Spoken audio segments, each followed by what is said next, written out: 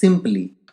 Simply simply का अर्थ होता है आसानी से, साफ साफ, सादगी से या सरलता से। इसको इन सेंटेंसेस से समझ लेते हैं। Simply add hot water and stir.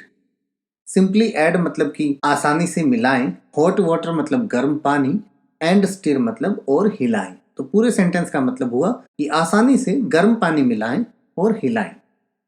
He made me an offer I simply could not refuse. He made me an offer.